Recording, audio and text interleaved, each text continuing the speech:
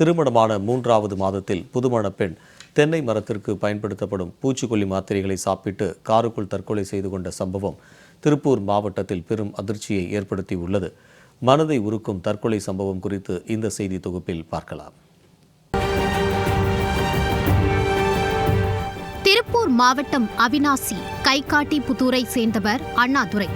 பனியன் நிறுவனம் நடத்தி வரும் இவரது மகள் ரிதன்யாவுக்கும் கைகாட்டி புத்தூர் ஜெயம் கார்டன் பகுதியைச் சேர்ந்த கவின்குமார் என்பவருக்கும் இரு வீட்டார் சம்மதத்துடன் கடந்த 3 மாதங்களுக்கு முன்பு திருமணம் நடைபெற்றுள்ளது. சம்பவத்தன்று வீட்டில் இருந்து காரை எடுத்து சென்ற ரிதன்யா அதன் பிறகு வீடு திரும்பவில்லை. இந்நிலையில் மொண்டிப்பாளையம் அருகே செட்டிப்புதூரில் காருக்குள் தென்னை மரத்திற்கு பயன்படுத்தும் பூச்சி மாத்திரைகளை சாப்பிட்ட நிலையில் ரிதன்யா சடலமாக கிடந்துள்ளார். இதை அந்த வழியாக வந்தவர்கள் பார்த்து சேவூர் போலீசாருக்கு தகவல் அளித்திருக்கின்றனர். சம்பவ இடத்திற்கு விரைந்து வந்த போலீசார் ரிதன்யாவின் உடலை மீட்டு பிரேத பரிசோதனைக்காக அவிநாசி அரசு மருத்துவமனைக்கு அனுப்பி வைத்தனர்.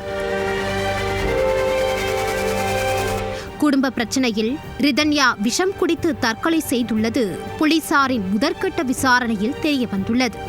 வேறு ஏதேனும் காரணமா என போலீசார் விசாரணை மேற்கொண்டனர். அவரது செல்போனை ஆய்வு செய்தபோது தற்கொலை செய்வதற்கு முன்பு ரிதன்யா தனது தந்தைக்கு வாட்ஸ்அப் மூலம் சில ஆடியோக்களை அனுப்பியுள்ளார். என் உலகமே நீங்களும் அம்மாவும் தான். அவங்க கொடுக்குற மென்டல் டார்ச்சர் என்னால் தாங்க முடியல. உடல் ரீதியாகவும் என்னால் அவங்க கூட உண்மையாலுமே இருக்க முடியல. ரொம்ப டார்ச்சராக இருக்கு. டெய்லியும் எனக்கு சத்தியமாக இந்த வாழ்க்கை பிடிக்கல. மென்டலி என்னை அசால்ட் பண்ணுறாங்க, ஃபிசிக்கலாக ஈவன் டார்ச்சர் பண்ணுறான். என்னால் இதுக்கு மேலே இந்த வாழ்க்கையை கண்டினியூ பண்ண முடியும்னு தோணலை. என்னை மன்னிச்சிருங்கப்பா, என்னை மன்னிச்சிருங்கம்மா. அந்த ஆடியோவில் தன்னை உடல் ரீதியாகவும் மன ரீதியாகவும் கணவர் கவின்குமார், மாமனார் ஈஸ்வரமூர்த்தி மற்றும் மாமியார் சித்ராதேவி ஆகிய 3 பேரும் சேர்ந்து கடுமையாக சித்திரவதை செய்வதாகவும், இந்த வாழ்க்கையை இனி தன்னால் வாழ முடியாது, மற்றொரு வாழ்க்கையை தேர்ந்தெடுக்க தனக்கு உடன்பாடு இல்லை என்றும் கண்ணீர் மல்க பேசியது பதிவாகியிருந்தது.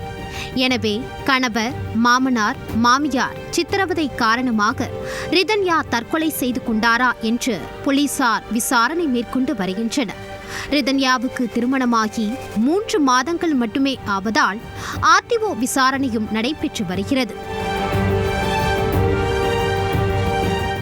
திருப்பூர் அரசு மருத்துவமனையில் வைக்கப்பட்ட ரிதன்யாவின் உடலை பார்ப்பதற்காக வந்த அவரது கணவர் கவின்குமாரை ரிதன்யாவின் பெற்றோர், குடும்பத்தினர் தாக்க முயற்சித்ததை அடுத்து அவரை போலீசார் பத்திரமாக அழைத்து சென்று காரில் ஏற்றி அனுப்பி வைத்தனர். அவரது காரையும் பின்தொடர்ந்து சென்றுவிட்டனர்.